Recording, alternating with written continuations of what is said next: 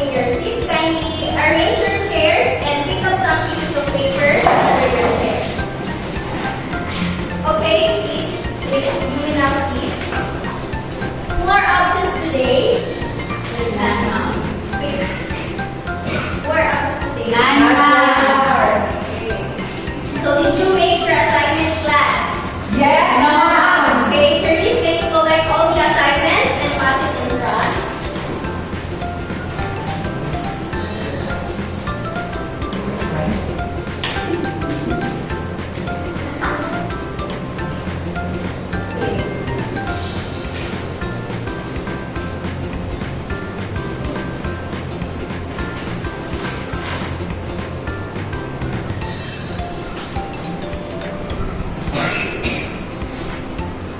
Before we proceed to our next topic, let us have first a short review. What was our previous lesson? Yes, Virgie? Our previous lesson is all about. Okay, very good. So, are there any questions and clarifications about our previous lesson? No, ma'am. Okay, if none, we will now proceed to our next topic. But before that, I want to present first my rules that you all are going to follow while class is ongoing. So first, avoid unnecessary noise.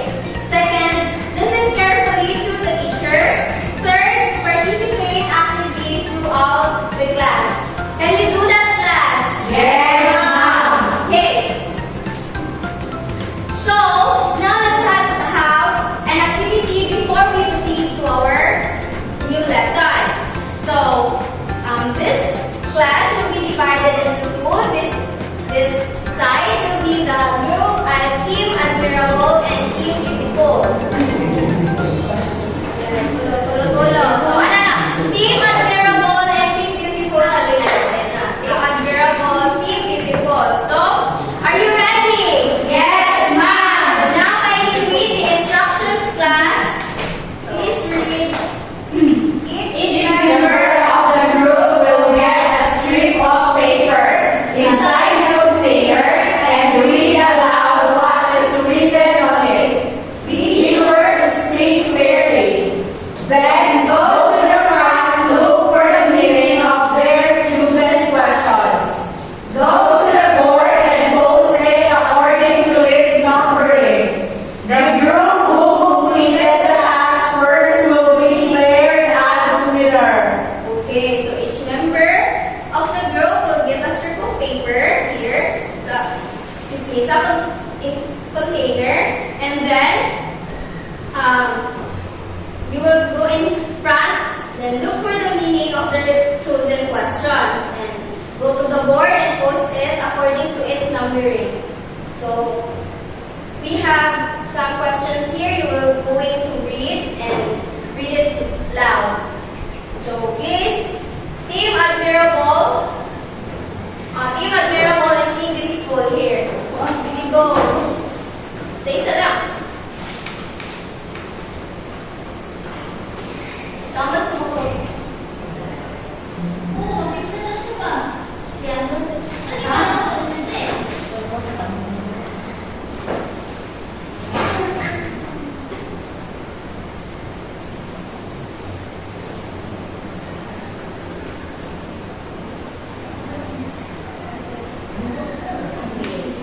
Hindi, nalala ko lang, sir.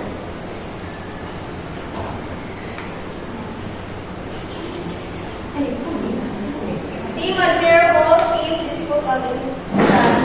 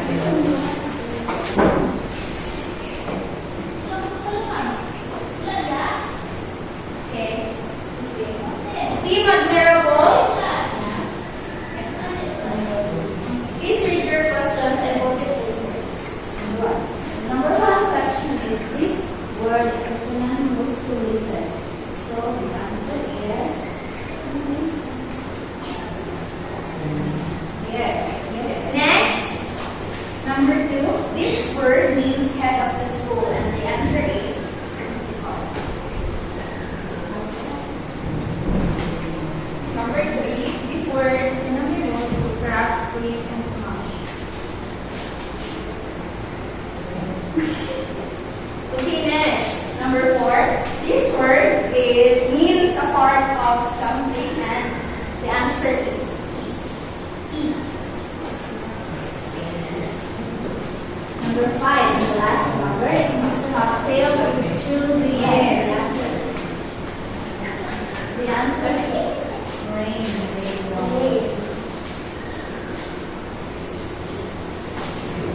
Okay, Team Beautiful. Okay. First is this word means this place. And the answer is here.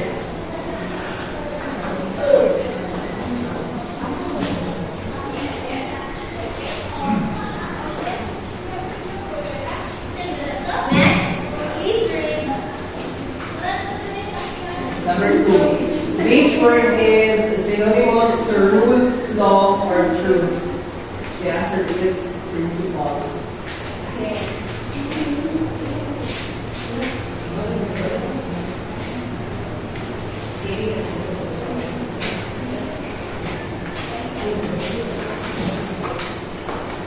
This means to stop obedience.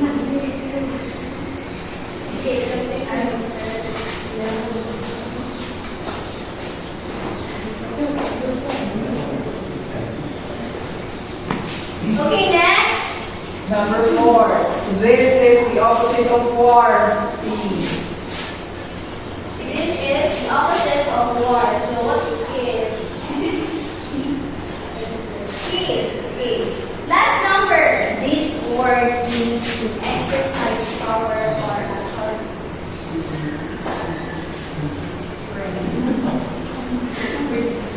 So very good.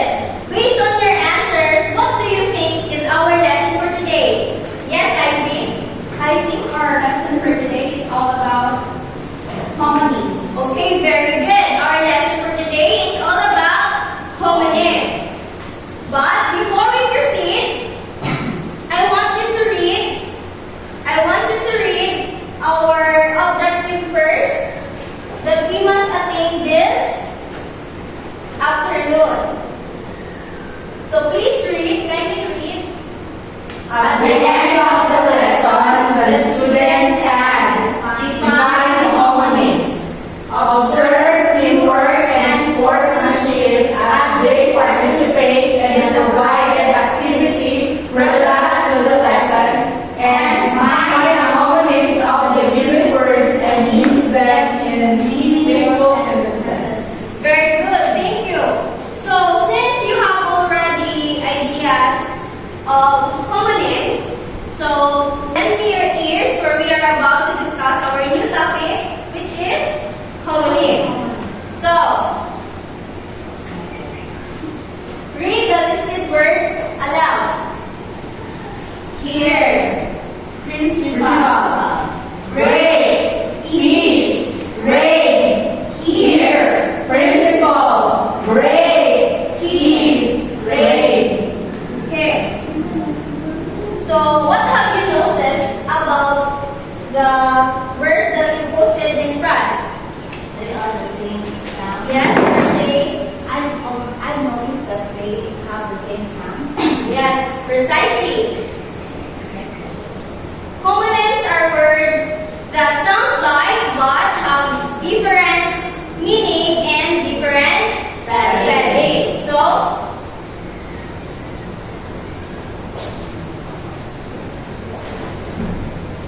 let's observe some words, read sentence, and let us try to give each meaning.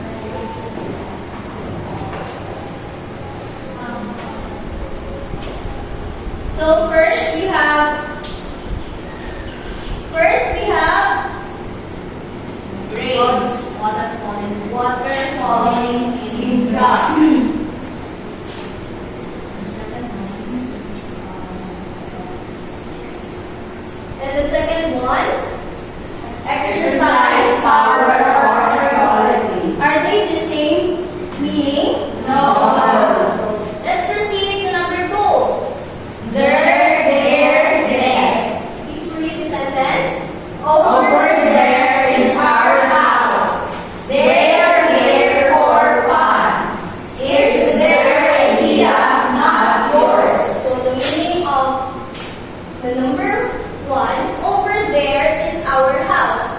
So it means that In that place.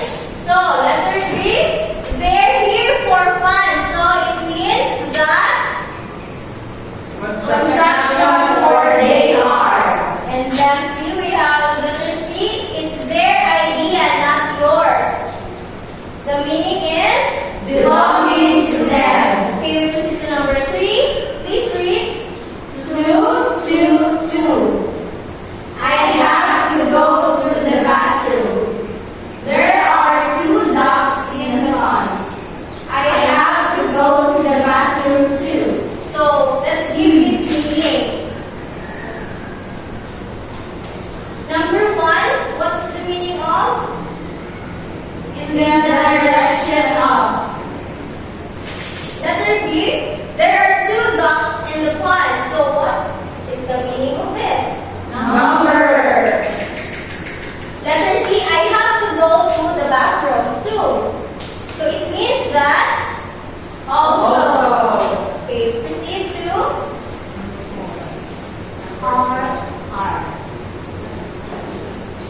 number 4. Please read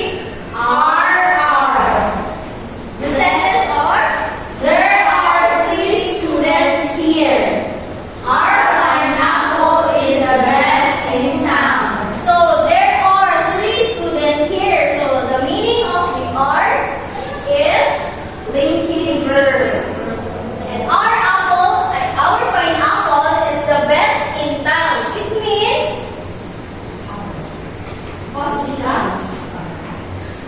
Shows possession. shows possession. And last we have number 5. Please read. Your. Can I have your credit card number? After that one, I let your child. So can I have your credit card number? So the first your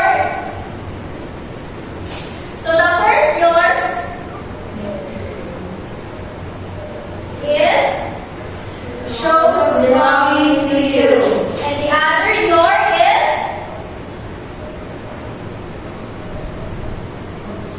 Contraction of you are. construction of you are.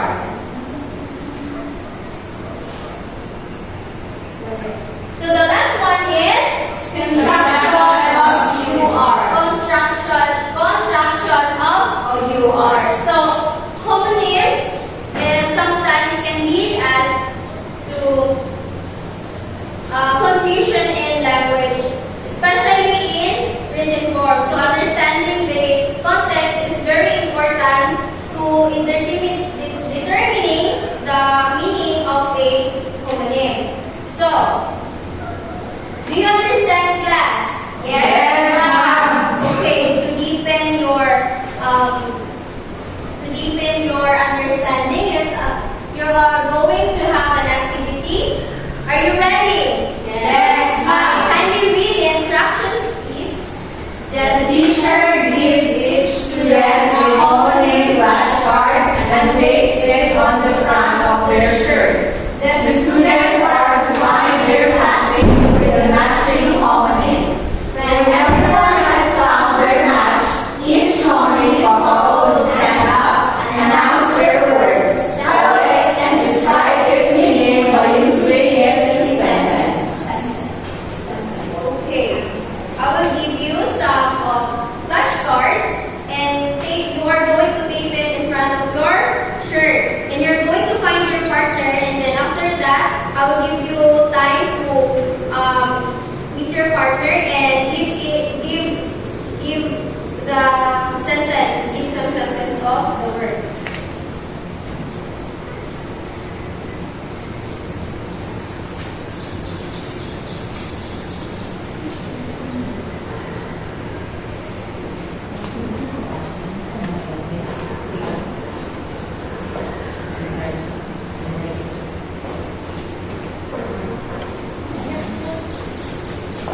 Excuse me.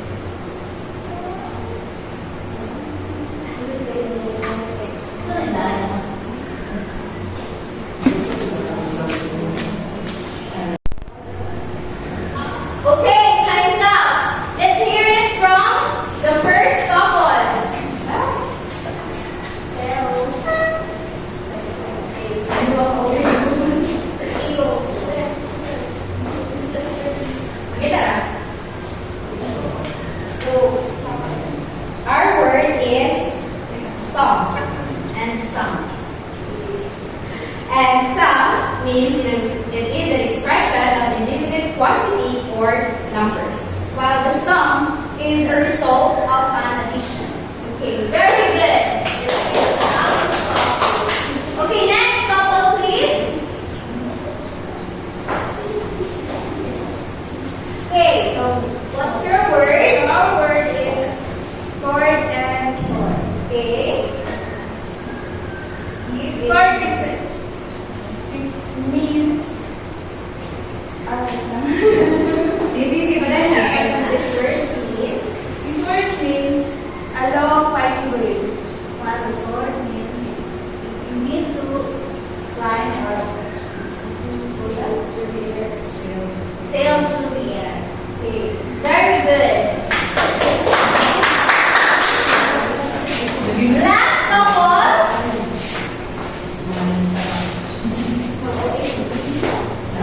So what your words? C. And So this word is opposite to blind. okay, this word is the body of the water. Okay, very good. Very good.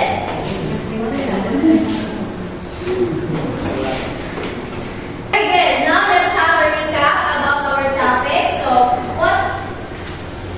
what have we discussed?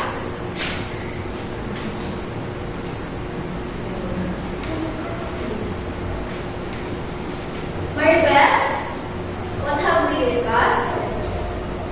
We discussed about homonym, words that look alike and or sound like can mean completely different things.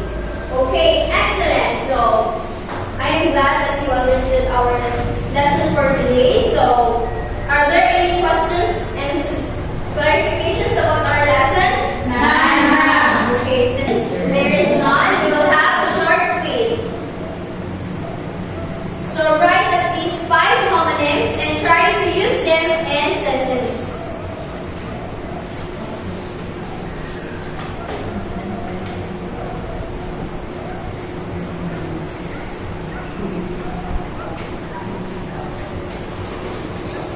At least 5.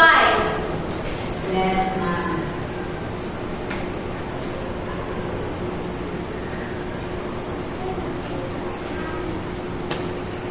Are you done?